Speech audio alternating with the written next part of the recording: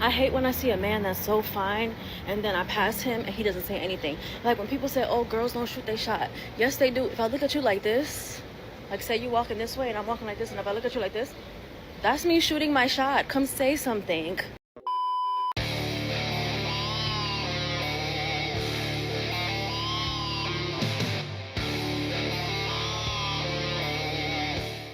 Yo, what is going on, guys? Got a video for you here today from Men Only titled Modern Women Are Begging Men to Date and Approach Them in Public. You know what? Whenever I see videos like this where women are demanding that men approach them, I always just think to myself, why on earth would a man choose to do that?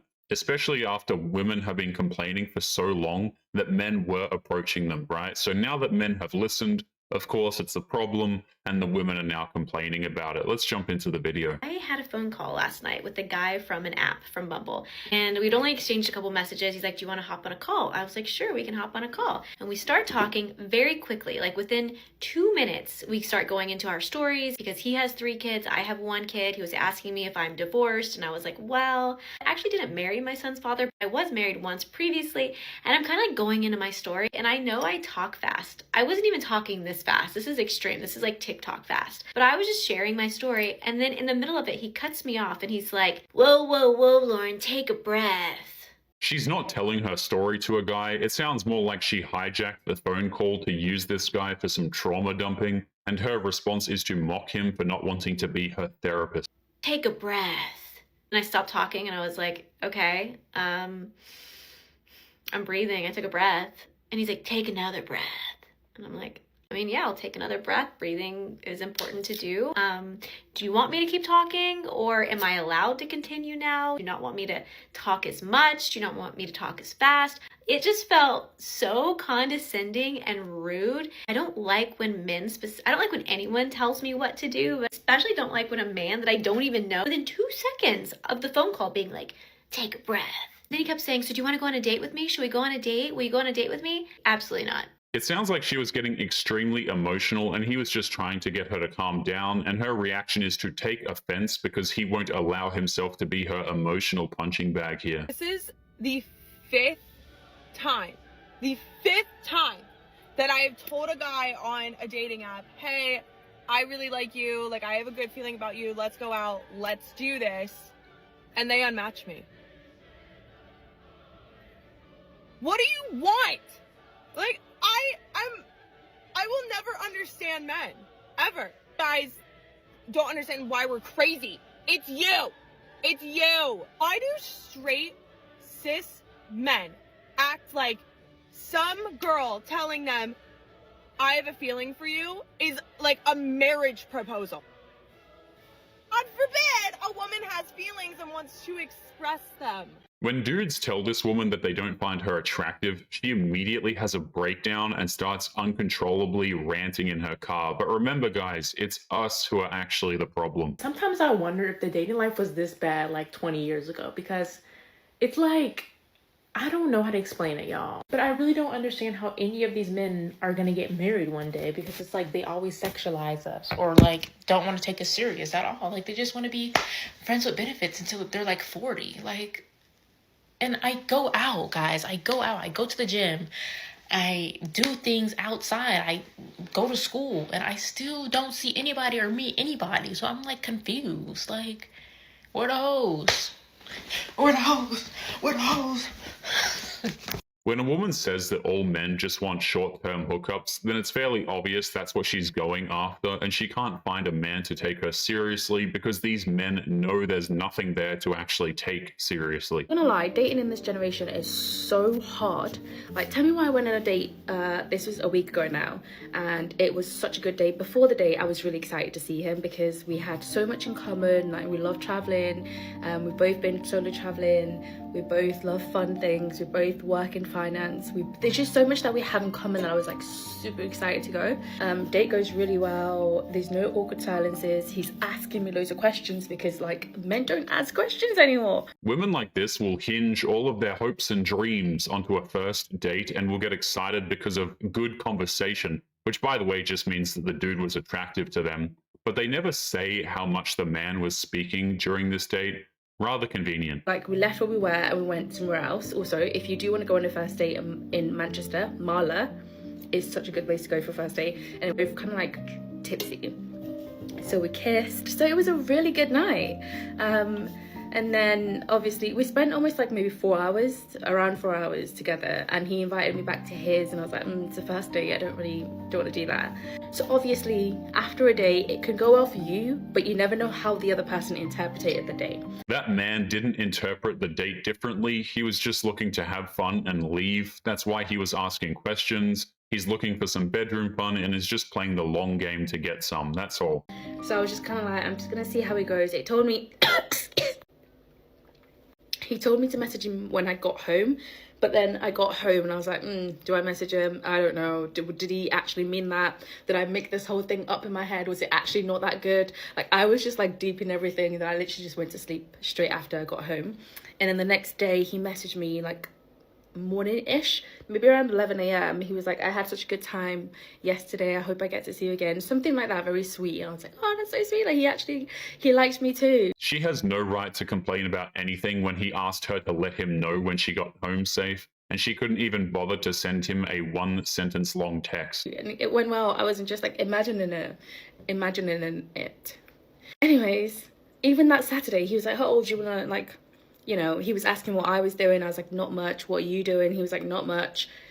He's going to go for a swim later. And he kind of invited me, and I was like, oh, like, you know, I would love to, you know, what are your other plans for the rest of the day? And he's like, he's going to go meet a friend in a couple of hours. So I thought there's no point in me getting up now, getting ready just to go to yours and then have to leave like after an hour or two. Just go do your thing, and then we'll plan a date some other time. If she actually wanted to see this guy, she'd be happy to spend a few hours with him, but because she wouldn't be the center of attention for the whole night, she passed. But it's still somehow his fault that things didn't work out.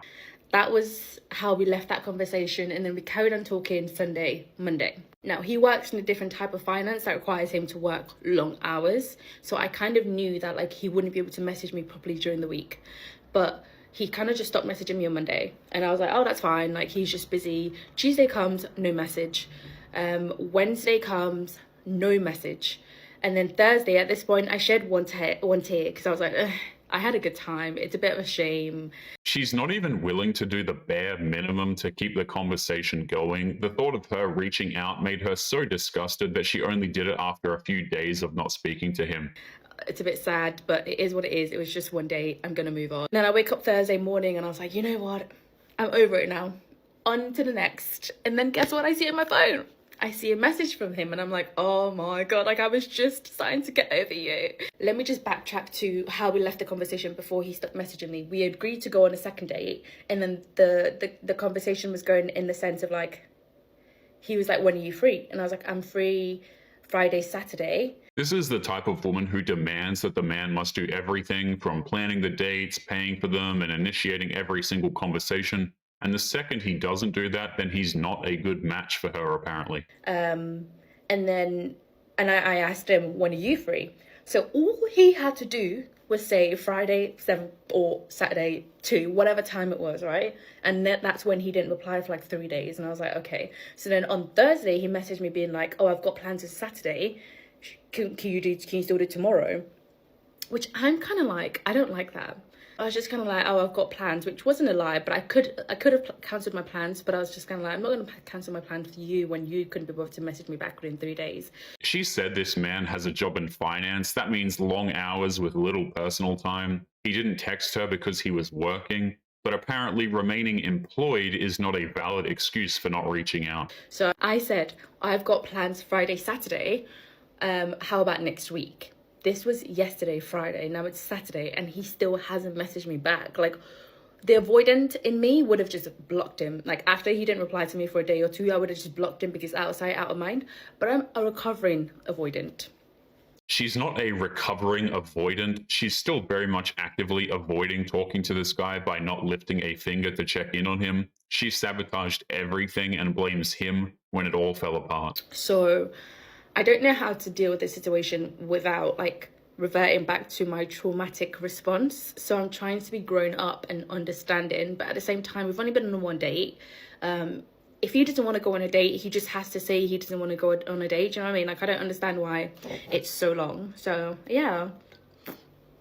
What would you guys do? Do you think I should just stop messaging him altogether? Should I tell him as well? Because I was thinking, do I just be like, do you want to go on this date or not? Do you know what I mean? It's rather frustrating to see how women just freely use terms like trauma response, even though they've clearly never suffered anything traumatic a day in their lives. They claimed ownership over a word that wasn't even theirs to take. But at the same time, we've only been on one date. I don't want to come across as like, you know? Update. He has messaged me back. He's apologized. He's explained that he's just really busy with work, and I was just overreacting. I'm glad I didn't block him. We have planned another date. I don't know what's going to happen, but I guess, like, yeah, if you're an avoidant, don't block them. Don't do it. That whole mess could have been avoided if she actively participated in communication, but for whatever excuse she has, it doesn't matter. She's not willing to respect a good man that enters into her life. So this man that was interested in dating me blocked me because he was like, you're single, you got all these good qualities, what's the catch? I was like, what do you mean? He was like, why are you single? So I told him that it's hard for a lot of men to meet my non-negotiables when it comes to dating. And he said, well, what are they? And I was like, well, 1, they gotta love Jesus, and 2, no physical intimacy before marriage. And he's like, oh yeah, that makes sense. And then he blocked me. And if that ain't somebody weeding themselves out, I don't know what is. If an older woman is saying she's saving herself for marriage, it means that she only found religion after wasting her best years partying and hooking up with random attractive men. She's not actually religious many times. She's just desperate. Also, why did you need to block me? I didn't reach out to you. You reached out to me. And everybody keeps telling me, oh, you're going to have such a hard time in dating. You're not going to find anybody who is actually going to want to wait until marriage. Like, that's just so unrealistic. It's been done before by several very successful marriages. So if it can be done for them, it can be done for me too. So I am not going to let myself get discouraged. Is it discouraging at sometimes? Yes. Will I let it stop me from dating? I hope not.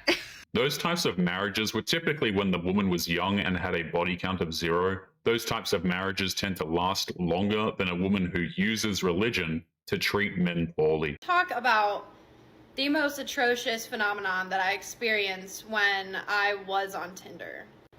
Every time I talk about men or dating, there are fucking lowlifes in my comments telling me that didn't happen, you're the problem, blah, blah, blah, blah, all this shit, whatever. I just want you to know, if you leave a comment like that, it's very obvious that you're a fucking loser. So anyway, I have quite a few piercings and tattoos. I'm a little bit on the edgier side. Sometimes I dress like an art teacher, yes, but Everybody has their preferences when it comes to piercings and tattoos, but at the same time, it shows that a huge amount of modern women have no problem wasting their money on things that will oftentimes age her horribly in the near future. I'm edgy a little bit. So, what I noticed is that a lot of Republican men are into this, okay? Not necessarily me, but the alt look, okay?